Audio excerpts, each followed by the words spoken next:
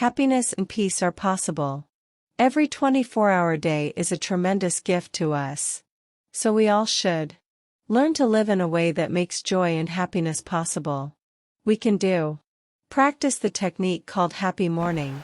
I begin my day by making an offering of incense while following my breath. I think to myself that this day is a day to live fully, and I make the vow to live each moment of it in a way that is beautiful, solid, and free. This only takes me 3 or 4 minutes, but it gives me a great deal of pleasure. You can do the same thing when you wake up. Breathe in and tell yourself that a new day has been offered to you, and you have to be here to live it. The way to maintain your presence in the here and now is through mindfulness of the breath. There is no need to manipulate the breath. Breath is a natural thing, like air, like light. We should leave it as it is and not interfere with it. What we are doing is simply lighting up the lamp of awareness to illuminate our breathing. We generate the energy of mindfulness to illuminate everything that is happening in the present moment. As you breathe in, you say to yourself, breathing in, I know that I am breathing in. When you do this, the energy of mindfulness embraces your in-breath, just like sunlight touching the leaves and branches of a tree.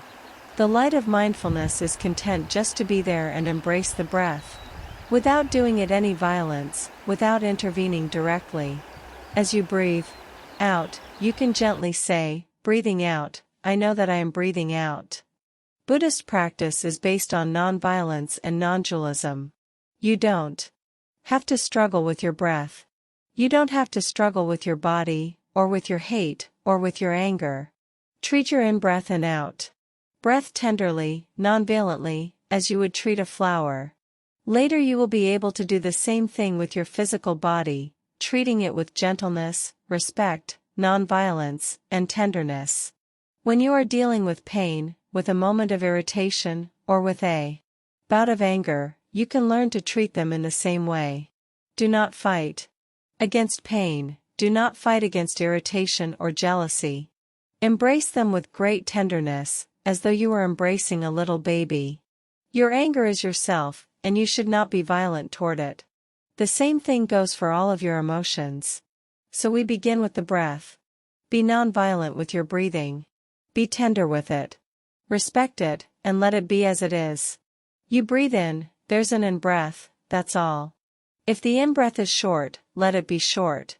If the in-breath is long, let it be long. Do not intervene, or force either your in-breath or your out-breath.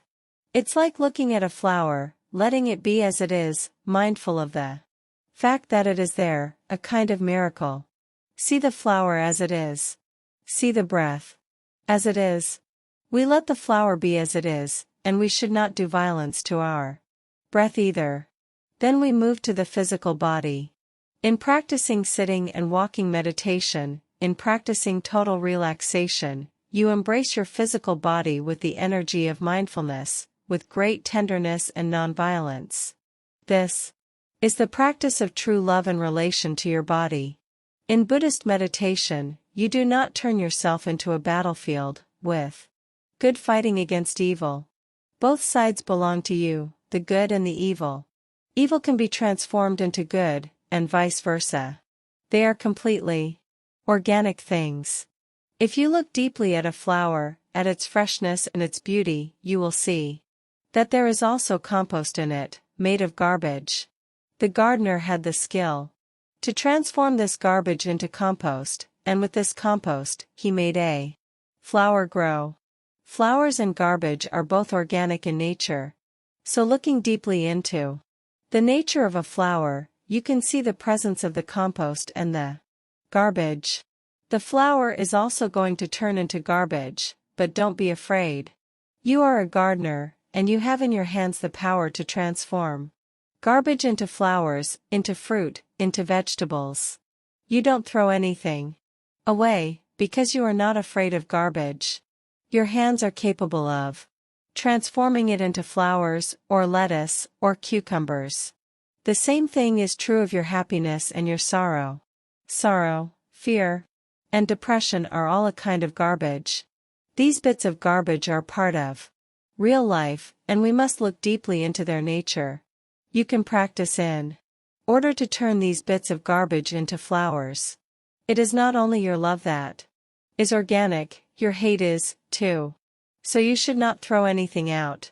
All you have to do is learn how to transform your garbage into flowers. In the practice of Buddhism, we see that all mental formations, such as compassion, love, fear, sorrow, and despair, are organic in nature. We don't need to be afraid of them, because transformation is possible. Just by having this deep insight into the organic nature of mental formations, you become a lot more solid, a lot calmer and more peaceful. With just a smile and mindful breathing, you can start to transform them. If you feel irritation or depression or despair, recognize their presence. And practice this mantra, Dear One, I am here for you. You should talk to your depression or your anger just as you would to a child.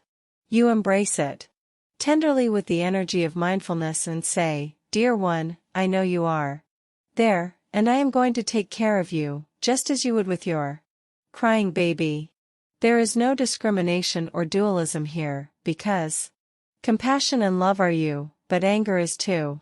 All three are organic in nature, so you don't need to be afraid. You can transform them. Let me repeat, in the practice of Buddhist meditation, we do not turn ourselves into a battlefield of good versus evil. The good must take care of the evil as a big brother takes care of his little brother, or as a big sister takes care of her little sister, with a great deal of tenderness, in a spirit of non-duality. Knowing that, there is a lot of peace in you already. The insight of non-duality will put a stop to the war in you. You have struggled in the past, and perhaps you are still struggling, but is it necessary? No. Struggle is useless. Stop struggling. So I take care of my breath as if it were my tender little baby. I breathe in, and I let my in-breath proceed naturally. I rejoice in the fact that my breathing is there. Breathing in, I know that I am breathing in. Breathing out, I know that I am breathing out. I smile at my out-breath. This is how you can practice. You will get a great deal of joy out of it right away, and if you continue for a minute, you will see that your breathing is already different.